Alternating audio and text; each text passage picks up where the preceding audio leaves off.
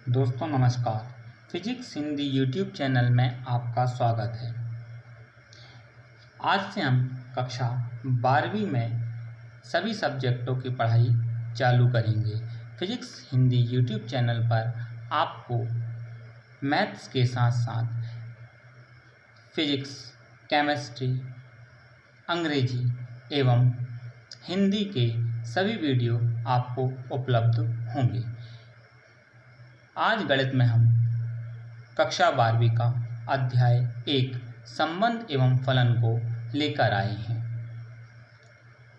देखिए, कक्षा 11वीं में आपने सबसे पहले पढ़ा था दो समुच्चयों का गुणा, या सबसे पहले आपने समुच्चय देखा था। मान लीजिए एक आपका कोई समुच्चय है जिसके अवयव हैं 1, 2, 3 और दूसरा कोई समुच्चय है आपका B जिसके अवयव हैं 4, 5 और 6। यदि हम इनका कार्तीय गुणा करें तो इसको हम A क्रॉस B से रिप्रेजेंट करेंगे। और इसका कार्तीय गुणा कैसे होगा कि A के प्रत्येक अवयव का गुणा B के प्रत्येक अवयव से हो। जैसे हम 1 का गुणा करेंगे 4 से तो 1 4, फिर 1 का गुणा करेंगे हम 5 से तो 1 5, फिर 1 का गुणा 6 से करेंगे तो 1 6, फिर इसी प्रकार हम 2 का गुणा करेंगे तो 2 4, ये हो जाएगा हमारे पास 2 5 और 2 6। फिर हम 3 का गुणा करेंगे तो ये हो जाएगा हमारे पास 3 4, 3 5 और 3 6। ये दो समुच्चयों का कार्तीय गुणा हमने कक्षा 11वीं में किया था। यहाँ पर जो पहला अवयव है वह समुच्चय A का अवयव है और दूसरा अवयव जो है वह समुच्चय B का अवयव है। अब देखते हैं संबंध। तो संबंध होता क्या है? संबंध में भी हमें, जब हम किसी संबंध को परिभाषित करेंगे तो संबंध में भी दो अवयवों का होना आवश्यक है। जैसे पिता और पुत्र का संबंध, पिता और पुत्र का संबंध। तो यहाँ पर दो अवयव हैं, पिता और पुत्र। इसी प्रकार दूसरा संबंध यदि हम कहें तो AB is parallel by CD। यदि AB रेखा काय के समानांतर है CD के, तो यहाँ पर भी दो रेखाएं हैं AB और CD। चलिए देखें संबंध होता क्या है। मान लीजिए दो समुच्चय हमारे पास A और B हैं। A के अवयव हैं 1 2 3 और B के अवयव हैं 5 6 और 7। यदि इस पर एक संबंध R परिभाषित है कि AB प्रकार से एक संबंध परिभाषित है और सच दैट इसमें क्या है कि A धन 4 बराबर B, तो ये कोई संबंध परिभाषित है। तो चलिए देखें, यदि A का मान हम 1 लेते हैं तो B का मान आ जाएगा हमारे पास 5। यदि A का मान हम 2 लेते हैं तो B का मान आ जाएगा 2 धन 4 बराबर 6 और A का मान यदि हम 3 लेते हैं तो B का मान आ जाएगा हमारा 3 धन 4 बराबर 7। अर्थात जो समुच्चय R में अवयव आ जाएंगे, यदि हम इनके क्रमिक युग्म बनाएं तो ये हो जाएगा 1 5, इसका आ जाएगा हमारा 2 6 और इसका आ जाएगा हमारा 3 7। यदि हम R के अवयव आएंगे 1 5 2 6 और 3 7, ये समुच्चय R के अवयव या संबंध R के अवयव होंगे। अब देखते हैं हम संबंध के प्रकार। तो पहला आता है हमारा रिक्त संबंध। रिक्त संबंध होता क्या है? यदि हमारे पास दो समुच्चय हैं, एक A समुच्चय है और एक B समुच्चय है और इन पर एक संबंध R कोई परिभाषित है और समुच्चय R में कोई भी अवयव ना हो, तो इस प्रकार का संबंध हमारा रिक्त संबंध कहलाता है। जैसे A का कोई अवयव है, A में अवयव है 4 6 8 और B के अवयव हैं 5 7 9 और इन दोनों समुच्चयों पर एक संबंध R इस प्रकार से परिभाषित है कि R में जो अवयव होंगे वह होंगे A B प्रकार के, जहाँ जो पहला अवयव है वह A से लिया जाएगा और दूसरा अवयव B से लिया जाएगा, समुच्चय B से लिया जाएगा। और किस प्रकार लिया जाएगा कि A और B अर्थात दोनों संख्याओं को यदि हम घटाएं तो एक सम संख्या है। यदि ये है तो देखें, यदि A का अवयव, पहला अवयव हम A से लें तो A का मान यदि हम 4 लेते हैं और B का मान यदि हम 5 लेते हैं तो तब A माइनस B अर्थात ये हो जाएगा 4 ऋण 5 बराबर हमें मिलेगा ऋण 1, जो कि एक विषम संख्या है। इसी प्रकार हम A का मान यदि हम 4 लें और B का मान यदि हम 7 लें तो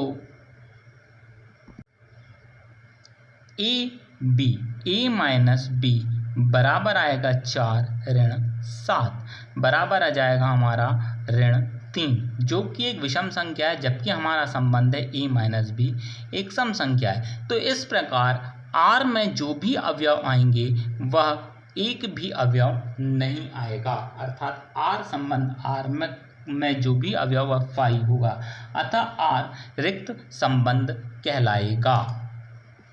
दूसरा प्रकार देखते हैं हम सार्वत्रिक संबंध। तो सार्वत्रिक संबंध क्या होता है? मान लीजिए A कोई समुच्चय है और उस पर एक संबंध R इस प्रकार R कोई परिभाषित है, तो जो R है वह A क्रॉस A के बराबर होना चाहिए, तब ऐसा संबंध एक सार्वत्रिक संबंध कहलाता है। जैसे हम देखें कि A बराबर है आपका 1 2 3 4 और इस पर कोई एक संबंध परिभाषित है R किस प्रकार का संबंध परिभाषित है?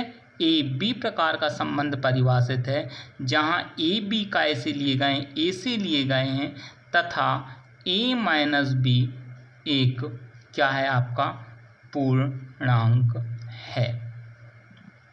चलिए देखें, तो यहाँ पर यदि हम तब R का मान हो जाएगा, R में आ जाएंगे 1 1। यदि मान लीजिए हम 1 में से 1 को घटाएं तो हमें 0 मिलेगा, जो कि पूर्णांक है। 1 2 1 में से 2 को घटाएंगे तो भी हमें पूर्णांक मिलेगा। फिर 1 3 ये भी पूर्णांक मिलेगा। 1 4 इसी प्रकार हम 2 में से 2 को घटाएंगे तो भी हमें 0 मिलेगा। 2 में से हम 3 को घटाएंगे तो भी हमें एक पूर्णांक मिलेगा। इसी प्रकार 2 में से हम 4 को घटाएंगे तो एक पूर्णांक मिलेगा। 2 में से हम 1 को घटाएंगे तो भी हमें एक पूर्णांक मिलेगा। इसी प्रकार इस R में जितने भी अवयव आएंगे सभी एक पूर्णांक होंगे।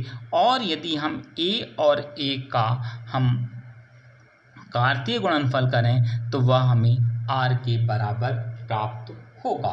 तो इस प्रकार का जो संबंध होता है वह सार्वत्रिक संबंध कहलाता है। अब आते हैं हम संबंध के तीसरे प्रकार पर, स्वतुल्य संबंध। स्वतुल्य संबंध होता क्या है कि मान लीजिए स्वतुल्य का मतलब है स्वयं का स्वयं के बराबर।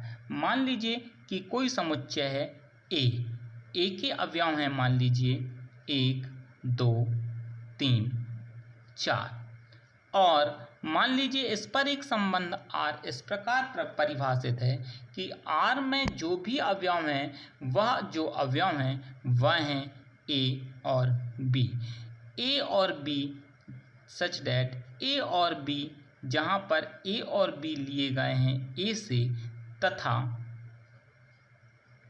A माइनस B क्या है आपका एक संबंध है A माइनस B 2 से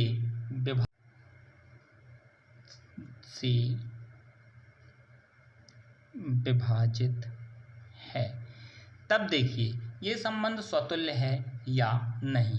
तो देखें, यदि मान लीजिए हम 1 में से 1 को घटाएं तो 1 में से जब हम 1 को घटाएंगे तो हमें मिलेगा क्या 0, जो 2 से विभाजित होगा।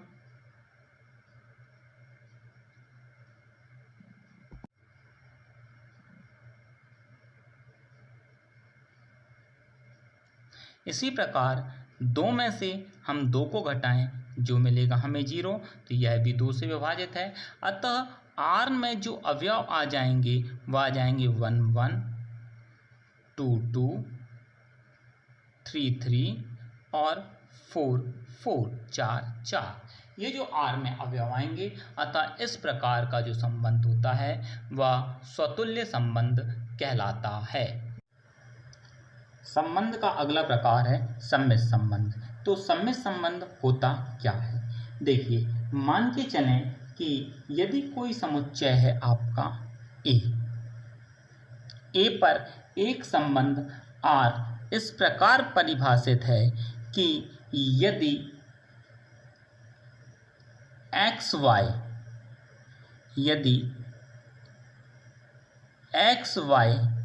R में बिलोंग कर रहे हैं, तब y x भी R में होना चाहिए। तो यदि मान लीजिए 2 अवयव हैं for each x y belongs to A के लिए, मान लीजिए यदि कोई 2 अवयव हैं x और y, तो x और y वह R में आते हैं, तब y और x भी R में आना चाहिए। जैसे कि एक रेखा है L1 और दूसरी रेखा है L2, तो यदि L1 और L2 आपस में समानांतर हैं, तब L2 भी L1 के समानांतर होगी। तो यह जो संबंध कहलाता है वह सम्मित संबंध कहलाता है। इसका मतलब ये है कि इसमें यदि x y R में आते हैं तो y x भी R में आना चाहिए। ऐसा संबंध हमारा सम्मित संबंध कहलाएगा। अब आते हैं हम संक्रामक संबंध पर। संक्रामक संबंध होता क्या है कि मान के चलें कोई समुच्चय है हमारे पास A, और यदि उस पर एक संबंध R इस प्रकार परिभाषित है कि x y यदि R में आता है व y z भी यदि R में आता है, तब x z भी R में आना चाहिए। तो इस प्रकार का जो संबंध है वह संक्रामक संबंध कहलाता है। जैसे L1 समानांतर है L2 के, 2 रेखाएं हैं L1 और L2 और 3 रेखाएं हैं, और L2 समानांतर है L3 के।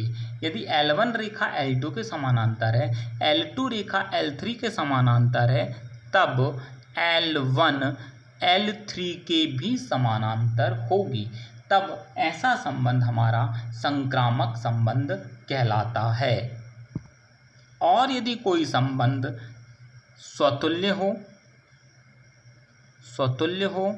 सम्मित हो और संक्रामक हो, तो ऐसा संबंध हमारा तुल्यता संबंध कहलाता है। यदि कोई संबंध हमारा तीनों स्वतुल्य भी होना चाहिए, सम्मित भी होना चाहिए और संक्रामक भी होना चाहिए, तो ऐसा संबंध हमारा तुल्यता संबंध कहलाता है।